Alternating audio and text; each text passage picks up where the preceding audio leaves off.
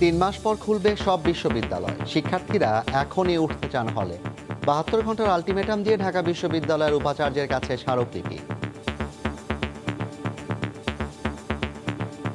ফেব্রুয়ারির মধ্যে আমাদের হল খোলার যে সিদ্ধান্ত সেটা আমাদের প্রশাসন জানাবে এবং আমরা মার্চের ১ তারিখ থেকে সবাই হলে উঠবো। আমরা কোনোভাবে সেশনটাতে পড়তে যাচ্ছি না। মেসের থেকে আমাদের আসলে শিক্ষা জীবনটা অব্যাহত রাখা আমাদের দ্বারা সম্ভব হচ্ছে না। যে কোনো মহামারীর সময় কোনো সিদ্ধান্ত পিস মিল হয় না। অনেকগুলো সিদ্ধান্ত আছে যেগুলো কেন্দ্রীয়ভাবে হতে হয়। একাডেমিক কাউন্সিলে এই বিষয়গুলো নিয়ে তারপর সিদ্ধান্ত নিতে হবে। সকল বিশ্ববিদ্যালয়ে শ্রেণীকক্ষে পাঠদান ২৪শে মে থেকে শুরু হবে। আবাসিক হলগুলো তার ১ সপ্তাহ আগে অর্থাৎ ১৭ই মে খুলে দেওয়া হবে। দেখছিলেন প্রধান শিরোনাম। রাত ১১টার সময়ের সঙ্গে আছি আমি জাফর সাদিক। এবার অন্যান্য শীর্ষ সংবাদ। পাকিস্তানি শত্রুদের রিপোর্টেও স্পষ্ট ভাষা আন্দোলনে বঙ্গবন্ধুর ভূমিকা। স্বাধীনতা অর্জনের শেকড় সেখানেই ছিল। শহীদ দিবসের আলোচনায় প্রধানমন্ত্রী। নামি দামি ব্র্যান্ডের মোড়কে বিক্রি হচ্ছে পুরান ঢাকায় তৈরি ভেজাল প্রসাধনী। র্যাবের অভিযানে কারখানা সিলগালা। গ্রেপ্তার ২, ৬ লাখ টাকা জরিমানা। ৩ মাস পর খুলবে দেশের সব বিশ্ববিদ্যালয়, কিন্তু বিভিন্ন বিশ্ববিদ্যালয়ের শিক্ষার্থীরা এখনই ক্লাস করা সহ হলে ওঠার দাবিতে দিনভর বিক্ষোভ করেছেন। বিকেলে হল খুলে দিতে ৭২ ঘন্টার আলটিমেটাম দিয়ে ঢাকা বিশ্ববিদ্যালয়ের উপাচার্যের কাছে স্মারকলিপি দিয়েছেন শিক্ষার্থীরা। উপাচার্য জানিয়েছেন, আগামীকাল একাডেমিক কাউন্সিলের বৈঠকে সব বিষয়ে আলোচনা হবে।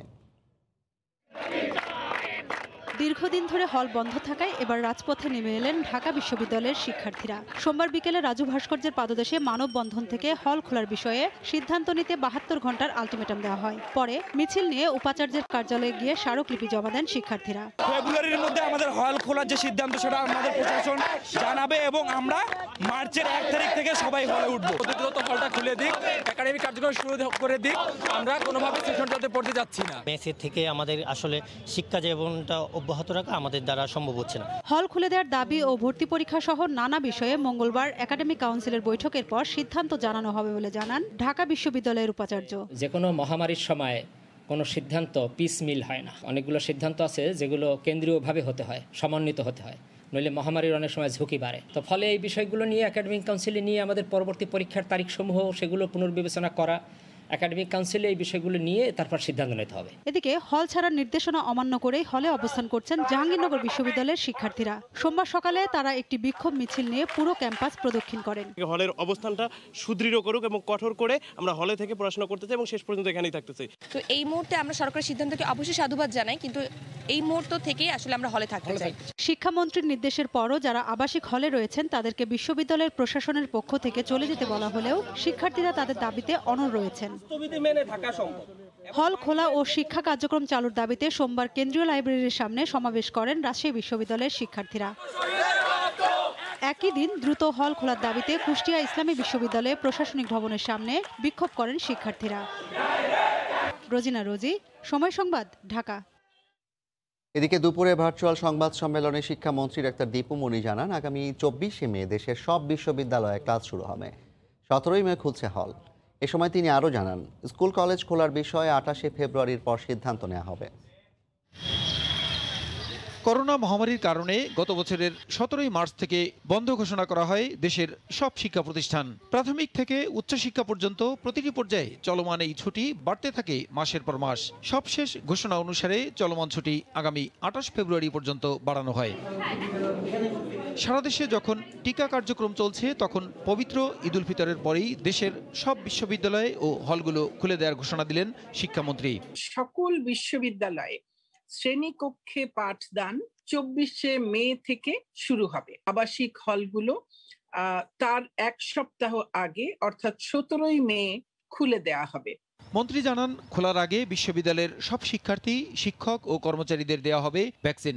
সকল আবাসিক ছাত্রছাত্রী, শিক্ষার্থী যারা আছেন, আমাদের সকল বিশ্ববিদ্যালয়ের শিক্ষক, কর্মকর্তা, কর্মচারী, তাদেরকে আমরা টিকা প্রদানের ব্যবস্থা করব। বন্ধ থাকা হলে কেউ অবস্থান করলে তাদেরকে হল ত্যাগেরও নির্দেশ দেন তিনি। কোনো শিক্ষার্থী হলে অবস্থান নিয়ে থাকেন, তাহলে অবিলম্বে তাদেরকে হল ত্যাগ করতে হবে। ভর্তি পরীক্ষার তারিখগুলো আমাদের এই প্রতিষ্ঠান খোলা, হল খোলা সেগুলোর সঙ্গে একটা সামঞ্জস্য রেখে আমরা করব। বিসিএস পরীক্ষার আবেদন এবং পরীক্ষার তারিখ সেগুলোকেও আমরা এই বিশ্ববিদ্যালয়ের শ্রেণীকক্ষে পাঠদান শুরু হওয়া এবং আবাসিক হল খুলে দেওয়া সেই তারিখগুলোর সঙ্গে সামঞ্জস্য রেখেই আমরা সেই তারিখগুলোকে পিছিয়ে দেব। সাংবাদিকদের প্রশ্নের জবাবে ডাক্তার দীপুমণি বলেন, দেশের স্কুল কলেজ সহ অন্যান্য শিক্ষা প্রতিষ্ঠান খোলার বিষয়ে চলমান ছুটি শেষে সিদ্ধান্ত জানানো হবে।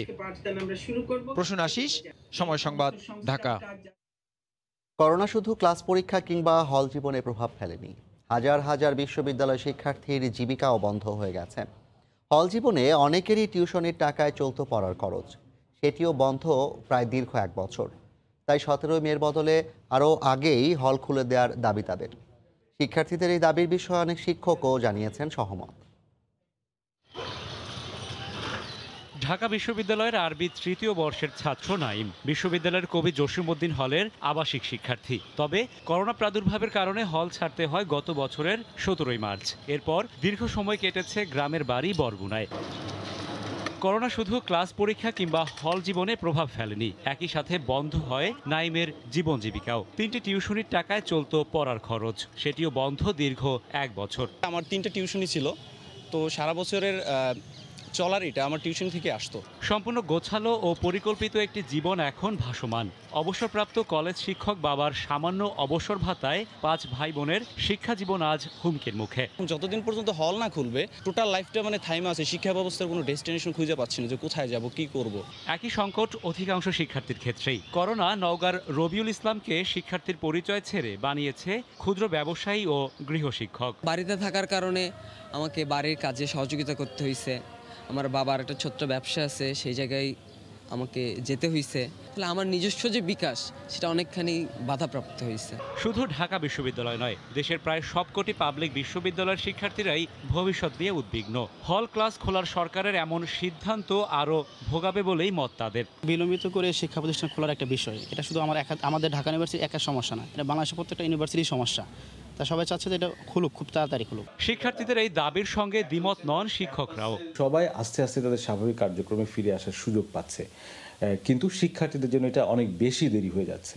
ফলে এই জায়গাটাতে তাদেরকে আবার স্বাভাবিক কার্যক্রমে ফেরত আনতে হবে যত দ্রুত সম্ভব, এবং ক্যাম্পাস জীবনে তাদেরকে স্বাভাবিক কার্যক্রমের সাথে দ্রুত যুক্ত করতে হবে। সরকারের পরিকল্পনা অনুযায়ী আগামী 24 মে দেশের সকল পাবলিক বিশ্ববিদ্যালয় এবং 17 মে হল খুলে দেওয়ার সিদ্ধান্ত নেওয়া হয়েছে।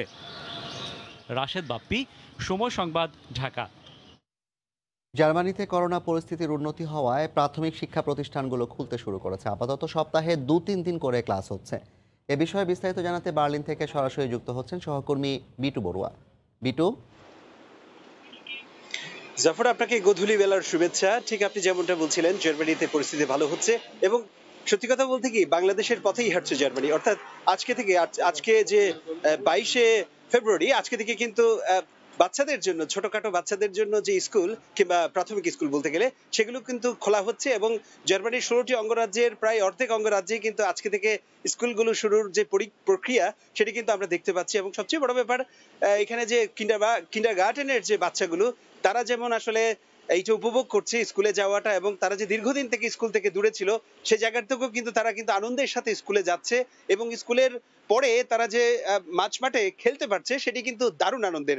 এবং সবচেয়ে বড় ব্যাপার, বাংলাদেশেও কিন্তু স্কুল খোলার একটি তারিখ আমরা কিন্তু পেয়েছি এবং বিশ্ববিদ্যালয় খোলার তারিখও মাননীয় শিক্ষামন্ত্রী দীপুমণি তিনি কিন্তু বলেছেন। এবং একই অবস্থা কিন্তু জার্মানিতেও। এখানে ধীরে ধীরে পরিস্থিতি আসলে অনুকূলে যাচ্ছে। আজকে 24 ঘন্টার ব্যবধানে কিন্তু 5000-এর মতো মানুষ সংক্রমিত হয়েছে। মৃতের সংখ্যা 100-রও নিচে, অর্থাৎ মাত্র 62 জন মানুষ কিন্তু সংক্রমিত হয়ে মৃত্যুবরণ করেছেন। এবং সবচেয়ে বড় ব্যাপার হচ্ছে 50 লাখের কাছাকাছি মানুষ কিন্তু করোনার টিকা পেয়েছেন।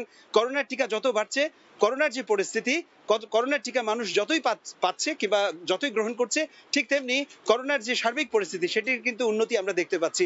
এবং জাফর, আপনার মাধ্যমে আরেকটু বলতে চাই, আঙ্গেলা ম্যার্কেল, জার্মান চ্যান্সেলর, তিনি কিন্তু আজকে যে ঘোষণাটি দিয়েছেন সেটি হচ্ছে ধীরে ধীরে সমস্ত যে বিধিনিষেধ, বিশেষ করে লকডাউনের যে বিধিনিষেধ, সেটি কিন্তু ধীরে ধীরে তিনি কমাবেন, এবং সবচেয়ে বড় ব্যাপার হচ্ছে সীমিত আকারে শুরুর দিকে যে দুটো ঘরের দুটো মানুষ একসাথে হবেন সেটি যেমন একটু একটু বাড়বে, ঠিক তেমনি আসলে স্পোর্টস কিংবা খেলাধুলার ক্ষেত্রে যারা বাইরে যাবেন তারা যেন খুব স্বস্তি মতে একটু বাইরে খেলাধুলা করতে পারেন, একসাথে হতে পারেন, সেই বিষয়টি দেখা হচ্ছে। এবং তারপরে হচ্ছে যেসব বিষয়ে বাংলাদেশিদের সবচেয়ে বেশি আগ্রহ, অর্থাৎ ব্যবসার বিষয়গুলোতে, বিশেষ করে রেস্টুরেন্ট এবং হোটেল ব্যবসাগুলোতে বাংলাদেশি প্রবাসীদের জন্য সুখবর হচ্ছে, সেটিও ধীরে ধীরে কিন্তু সময় বাড়িয়ে দিয়ে সেটি খোলার একটি পরিকল্পনা কিন্তু জার্মান স্বাস্থ্য বিভাগ কিন্তু নিয়েছে।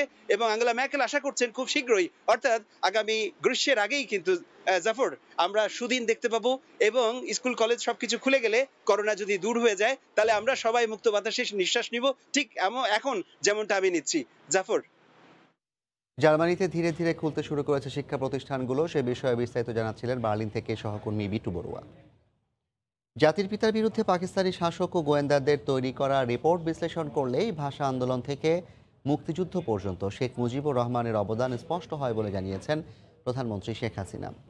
সোমবার বিকেলে শহীদ দিবস উপলক্ষে আওয়ামী লীগ আয়োজিত আলোচনা সভায় গণভবন থেকে ভিডিও কনফারেন্সে যোগ দিয়ে একথা বলেন তিনি। এ সময় করোনার ভ্যাকসিন প্রসঙ্গে তিনি জানান, এর কার্যকারিতা নিয়ে এখনও গবেষণা চলছে, তাই টিকা নেয়ার পরও সবাইকে স্বাস্থ্যবিধি মেনে চলার কোনো বিকল্প নেই। ভাষা আন্দোলন শুধু ভাষা আন্দোলন না, এই ভাষা আন্দোলন আমাদের সার্বিক বাঙালি জাতি হিসেবে অর্জনের আন্দোলন। বঙ্গবন্ধু শেখ মুজিবের বিরুদ্ধে পাকিস্তানি শাসকদের গোয়েন্দা সংস্থা ইন্টেলিজেন্স ব্রাঞ্চ যে রিপোর্ট দিয়েছিল, যেগুলো আমি ইতিমধ্যে প্রকাশ করেছি, সেখানে কিন্তু এই ভাষা আন্দোলনে তিনি কি করেছিলেন, কবে কি লিফলেট তৈরি করে বিলি করেছিলেন, কবে কোন বক্তৃতায় ভাষার কথা বলেছিলেন, এই রিপোর্ট ছিল তার বিপক্ষে।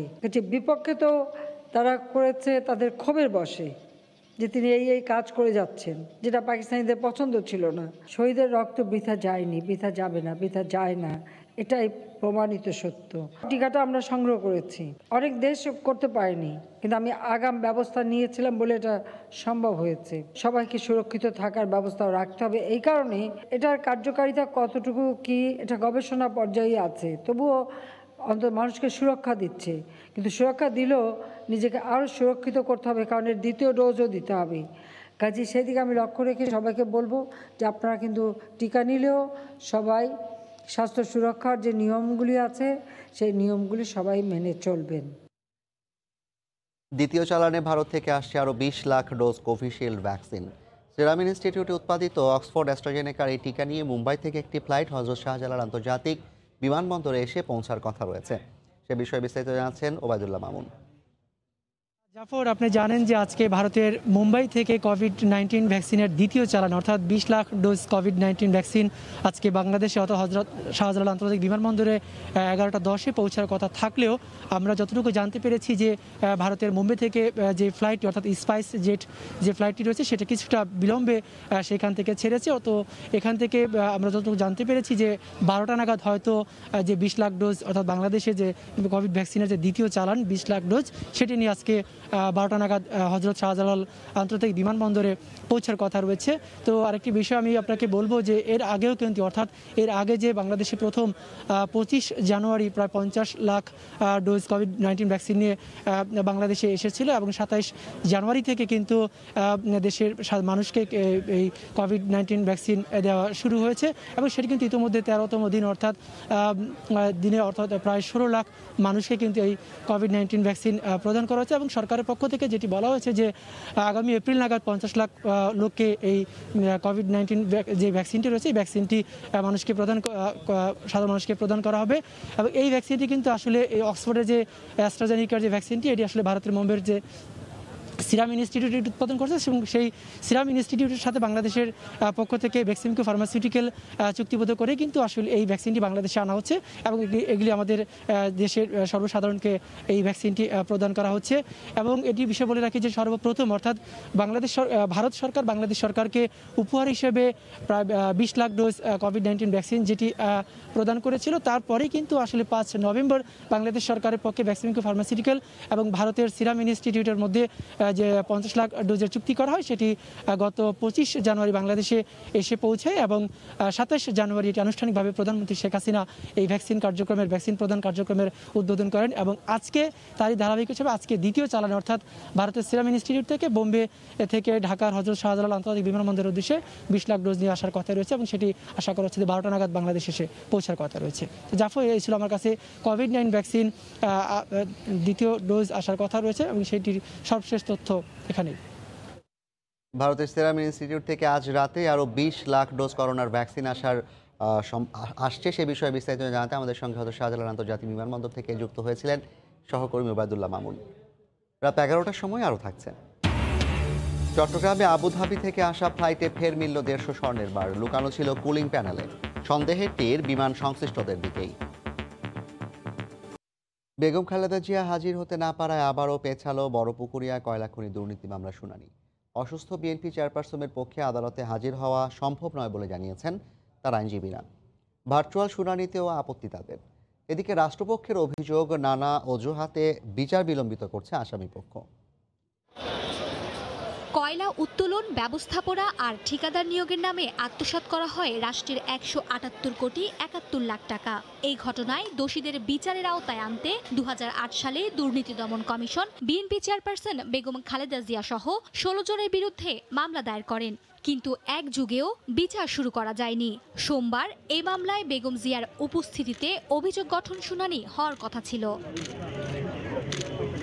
আদালতে বেগম জিয়ার আইনজীবী জানান, অসুস্থতার কারণে শুনানিতে হাজির হওয়া সম্ভব নয় তাদের মক্কেলের পক্ষে। এ সময়ে দুদক ও রাষ্ট্রপক্ষের আইনজীবী ভার্চুয়াল শুনানির কথা বললে তারও বিরোধিতা করেন বেগম জিয়ার আইনজীবী। ম্যাডাম খালেদা জিয়া অসুস্থতা দিনে দিনে বেড়ে যাচ্ছে। করোনাকালীন সময়ে আদালতে উপস্থিত হওয়া তার জীবনের জন্য ঝুঁকিপূর্ণ। সঙ্গত কারণে ম্যাডাম আদালতে হাজির হতে পারেননি। দুপক্ষের শুনানি শেষে আদালত 22 মার্চ এই মামলার পরবর্তী শুনানির দিন ধার্য করেন। রাষ্ট্রপক্ষের অভিযোগ, আসামিপক্ষ নানা অজুহাতে মামলার বিচার কাজকে বিলম্বিত করছেন। আমরা বারবার বলছি যে ভার্চুয়ালি মামলাটা হতে কোনো আইনগত বাধা নেই। এছাড়াও হাইকোর্ট ডিভিশন একটি রায় আছে, সেটা আসামির অনুপস্থিত বিচার কাজ চলতে কোনো বাধা নেই। কিন্তু দুঃখজনক হলেও সত্য, বেগম জিয়ার আইনজীবীরা এই জিনিসটি আমলে নিচ্ছেন না। 2008 সালের 5 অক্টোবর আদালতে 16 আসামির বিরুদ্ধে চার্জশিট দেয় দুর্নীতি দমন কমিশন। মার্জিয়া মুমু, সময় সংবাদ, ঢাকা। অবশেষে কুয়েতের আদালতে দণ্ডপ্রাপ্ত লক্ষ্মীপুর 2 আসনের সংসদ সদস্য কাজী শহীদ ইসলাম পাপুলের পদ শূন্য ঘোষণা করেছে জাতীয় সংসদ সচিবালয়। বিকেলে এ সংক্রান্ত এক প্রজ্ঞাপন জারি করে সংসদ সচিবালয়। গত বছরের জুনে লক্ষ্মীপুর 2 আসনের স্বতন্ত্র সংসদ সদস্য কাজী শহীদ ইসলাম পাপুলকে গ্রেফতার করে কুয়েতের ক্রিমিনাল ইনভেস্টিগেশন ডিপার্টমেন্ট। সে সময় তার বিরুদ্ধে অবৈধ ভিসার ব্যবসা এবং ঘুষ লেনদেনের অভিযোগ আনে সে দেশের গোয়েন্দা সংস্থা।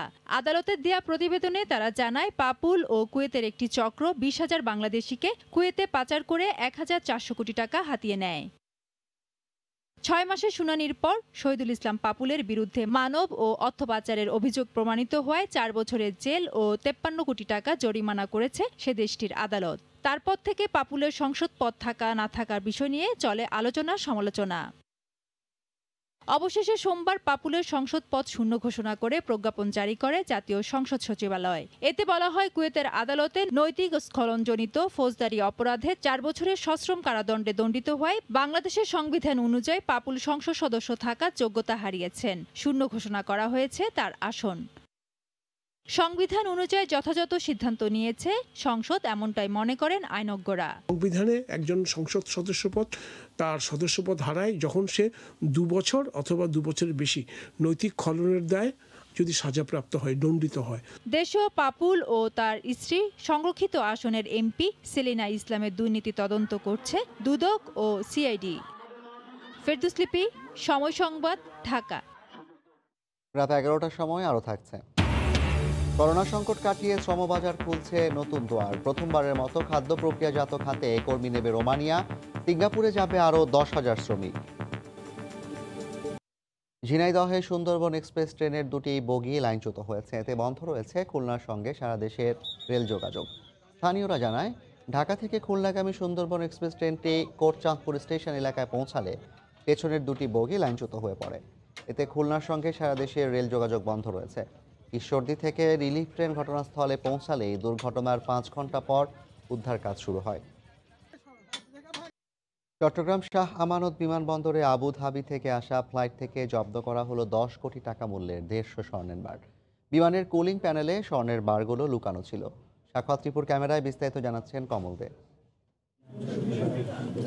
সোমবার সকাল 10:15টায় আবুধাবি থেকে আসা বাংলাদেশ বিমানের ফ্লাইট বিজি 128 একযোগে তল্লাশি চালায় কাস্টমস কর্তৃপক্ষ, এনএসআই এবং শুল্ক গোয়েন্দারা। এই সময় দুটি সিটের পাশে কুলিং প্যানেলের ভেতরে পাওয়া যায় কালো ট্যাপ মোড়ানো স্বর্ণের বার।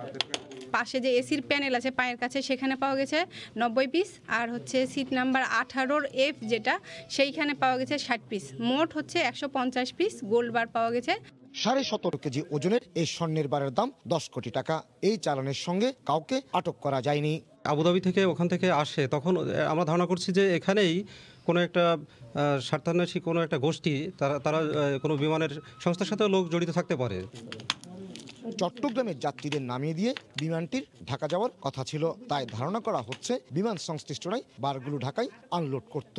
পূর্ব পরিকল্পিতভাবে প্লেনের এসি প্যানেলের মধ্যে রাখা হয়েছে। আর এই প্লেনটা যেহেতু চিরং থেকে ঢাকায় যাওয়ার কথা ছিল, হয়তো যাত্রীরা নেমে যাওয়ার পরে সেখানে এটা আনলোড করার একটা প্ল্যান থাকতে পারে। এর আগে অক্টোবর মাসে দুটি চালানে 242 পিস স্বর্ণের বার জব্দ করা হয়েছিল। কমল দে, সময় সংবাদ, চট্টগ্রাম। নামি দামি ব্র্যান্ডের মোড়কে সারা দেশে বিক্রি হচ্ছে পুরান ঢাকার চকবাজারে তৈরি ভেজাল প্রসাধনী। এ ধরনের এক কারখানায় অভিযান চালিয়ে 2 জনকে গ্রেফতার ও 6 লাখ টাকা জরিমানা করেছে র্যাব। আতিকুর রহমান তমালের রিপোর্ট। চলছে প্রসাধনী তৈরির কাজ। কোনো বৈজ্ঞানিক রীতিনীতি বা ফর্মুলার বালাই নেই। সম্পূর্ণ ম্যানুয়াল পদ্ধতিতে এভাবেই নানা ব্র্যান্ডের প্রসাধনী তৈরি করত এই অনুমোদনহীন কোম্পানিটি। পুরান ঢাকার ঘিঞ্জি এলাকায় বাসা ভাড়া নিয়ে তৈরি হচ্ছিল রূপচর্চার ভেজাল সামগ্রী। পাশের ঘরের থেকে মালটা বানায় আমাদেরকে দেয়, আমরা ওই যে মেশিনে ভরি, একজন বইরা দেয়, একজন ক্যাপ লাগায়, আর একজন অন পিস করে। এগুলা মহাজনের বাইকনা যে তৈরি করে দিয়ে যায় সেই বলতে পারবো যে কি কি দেওয়া হয় এগুলার ভিতরে। সোমবার র্যাব, বিএসটিআই ও এনএসআই এর অভিযানে 2 জনকে আটক করে সিলগালা করা হয় কারখানাটি। বিভিন্ন ধারায় সর্বমোট 6 লক্ষ টাকা অর্থদণ্ড আরোপ করা হয়েছে মোবাইল কোর্টের মাধ্যমে, এবং অর্থদণ্ড অনাদায়ে প্রত্যেককে 2 মাসের বিনাশ্রম কারাদণ্ড প্রদান করা হচ্ছে। ক্ষতিকারক কেমিক্যাল ব্যবহার করে তৈরি করা এসব সামগ্রী চকবাজার হয়ে ছড়িয়ে পড়ত সারা দেশে। বিএসটিআই বলছে এসব ব্যবহার করলে শুরুর দিকে রং ফর্সা হবে ঠিকই, কিন্তু মারাত্মক ক্ষতি হবে ত্বকের। দীর্ঘদিন ব্যবহার করলে হতে পারে ক্যান্সারও। হয়তো আপনার ইনিশিয়ালি খুব দ্রুত ফর্সা হয়ে যাবে, কিন্তু দীর্ঘমেয়াদী যদি ইউজ করে এটা দেখা গেল যে কালো কালো কালো করে স্পট পরে। মার্কারিটা দীর্ঘমেয়াদী ইউজ করার কারণে আপনার শরীরে যে অর্গানগুলো আছে এটার উপর এটা খুব ক্ষতিকর প্রভাব পড়ে। স্কিন ডিজিজ থেকে শুরু করে স্কিন ক্যান্সার পর্যন্ত হতে পারে। অভিযান শেষে প্রায় 1.5 কোটি টাকার মালামাল জব্দ করে র্যাব। তবে কারখানাটির মালিক পলাতক রয়েছেন। আতিকুর রহমান তমাল, সময় সংবাদ, ঢাকা। করোনাকালীন সময়ে সীমিত হওয়া বৈদেশিক শ্রমবাজারে নতুন দুয়ার খুলতে শুরু করেছে বাংলাদেশের জন্য। পররাষ্ট্রমন্ত্রী ডক্টর এ.কে. আব্দুল মোমেন জানিয়েছেন, নানা খাতে কর্মসংস্থানের জন্য আরও 10,000 লোক নেবে সিঙ্গাপুর। আর প্রথমবারের মতো রোমানিয়া সরকার খাদ্য প্রক্রিয়াজাতকরণ খাতে প্রায় 2,000 শ্রমিক নিতে আগ্রহ প্রকাশ করেছে। শাতিলা শারমিনের রিপোর্ট। করোনাকালেও রেমিটেন্স যোদ্ধারা অনেকটাই বাঁচিয়ে রেখেছে দেশের অর্থনীতির চাকা। বিশ্বের 169টি দেশে প্রায় 1,20,00,000 প্রবাসী শ্রমিক কাজ করছে। এর মধ্যে শুধু মধ্যপ্রাচ্যে রয়েছে 75%। করোনা মহামারীর ছোবলে সীমিত হয়েছে তেল নির্ভর এই অর্থনীতির শ্রমবাজার। এতে করে চাকরি হারিয়ে ফেরত এসেছেন অসংখ্য প্রবাসী। বিশ্ব অর্থনীতির ঝুঁকি বিবেচনায় দীর্ঘদিন ধরে মধ্যপ্রাচ্য নির্ভরতা কমিয়ে বৈদেশিক শ্রমবাজার বাড়ানোর চেষ্টা করছিল বাংলাদেশ। এর মাঝেই এলো সুখবর। সোমবার দুপুরে পররাষ্ট্র মন্ত্রণালয়ের নিজ দফতরে ব্রিফ করেন পররাষ্ট্রমন্ত্রী ডক্টর এ.কে. আব্দুল মোমেন। জানান, সিঙ্গাপুর শিল্পসহ নানা খাতে 10,000 শ্রমিক নেবে বাংলাদেশ থেকে। সিঙ্গাপুর দূতাবাস চাকরি প্রত্যাশীদের জন্য প্রতিদিন প্রায় 500 করে ভিসা প্রক্রিয়াকরণ শুরু করেছে বলেও জানান তিনি। সিঙ্গাপুরে যারা কাজ করে তারা মোটামুটি অভিযোগ খুব থাকে না। সিঙ্গাপুরে থেকে পেলাম যে আমরা এর মধ্যেই তারা প্রায় 10,000 অতিরিক্ত লোকের চাকরির সংস্থান করবে। প্রতিদিন 500-র অধিক আপনার ভিসা ইস্যু করতেছে। রোমানিয়ায় নতুন দূতাবাস স্থাপন করেছে বাংলাদেশ। প্রথমবারের মতো পূর্ব ইউরোপের এই দেশটি তাদের হালাল খাবার ফ্যাক্টরির জন্য বাংলাদেশ থেকে 2,000 শ্রমিক নিতে চায়।